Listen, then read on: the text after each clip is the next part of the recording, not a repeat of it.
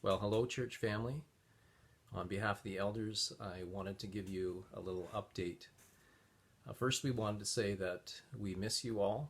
We are longing for the day that we can be back together to worship together, fellowship together, sit under God's word together, and just be in your presence, be amongst you, and show you our love and our care for you.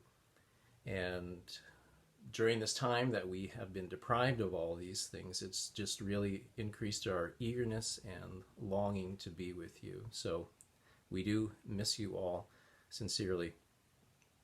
I wanted to update you on a couple things. I think you already know that the deacons have gathered a list of all the members and then the non-members associated with our church, and they've divided that up between the deacons. Dave and Jerry Sutton are also helping out with that. And they've been calling people to see if there's any practical needs or anything tangible that they can help out with. The elders have the same list, and we have been slowly working through that, calling people to see if there are any spiritual needs that we can attend to. And so we just want to remind you that please feel free to call the deacons for any tangible spiritual needs, or call the elders for any spiritual needs. Secondly, we wanted to give you a little update in terms of the financial end of things. We are very grateful.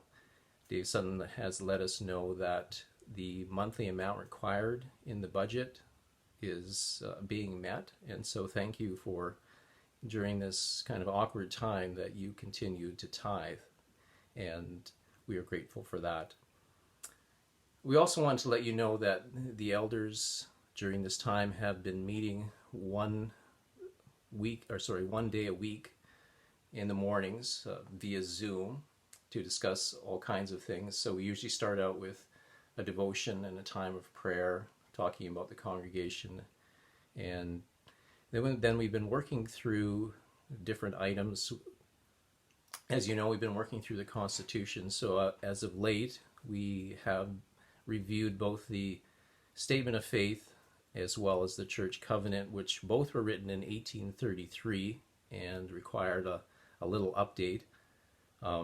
So that's been good for us this has been a good time, a way to use this time constructively in order to go through that. And we do plan on gathering the deacons, the trustees, the church moderator, and the clerk together to work through the Constitution with them as well.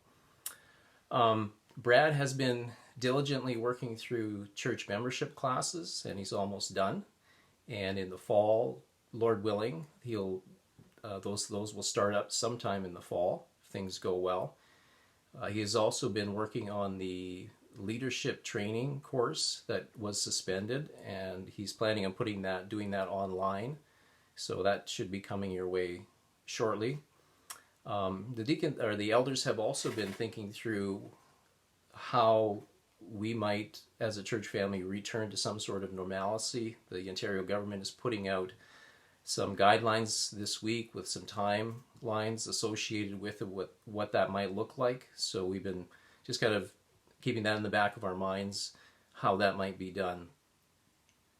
So that's just some of the things that we have been, as elders, working through and thinking through, but we're continuing to pray for the church family and attend to any needs that are there. We do want to encourage you at this time to just remember that God has placed the state as an authority above us, and this is an institution that He has created, just like marriage and the church. The state is an institution, and a good place to go to remember our duty as Canadian citizens is Romans chapter 13. Paul, in the first several verses of Romans chapter 13, talks about a Christian's responsibility towards the state. And it's just a good reminder that God has placed the state above us, and how our obedience to the state is required. And we also have the sixth commandment, which is thou shalt not kill.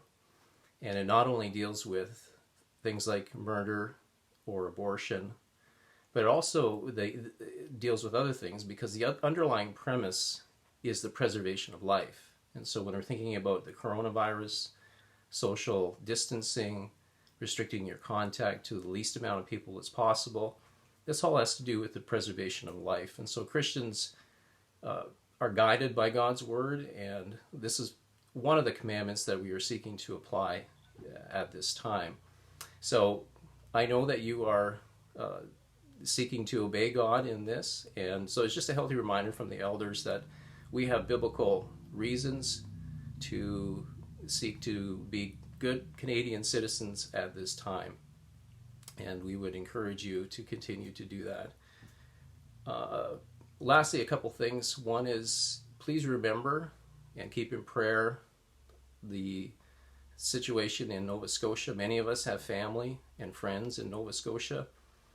Pete Lindeman, who was an associate pastor at a church, he lives very close to where all of this took place. He lives there with his wife Alicia and their family. Their church family, as well as the churches around there, need your prayers and for their outreach and for the healing of the community. So please keep them in prayer. And lastly, we would encourage you as elders to take time, if possible, however that might be, to engage with your neighbors, if that's at a distance over the fence, or somehow we have a unique situation where your neighbors are home. That might be bothering you, I don't know. But my neighbors are all home and they're all outside, so it's a good time for us to go out there and make an initial engagement with them. And if you've already done that, building a relationship with them in terms of evangelism.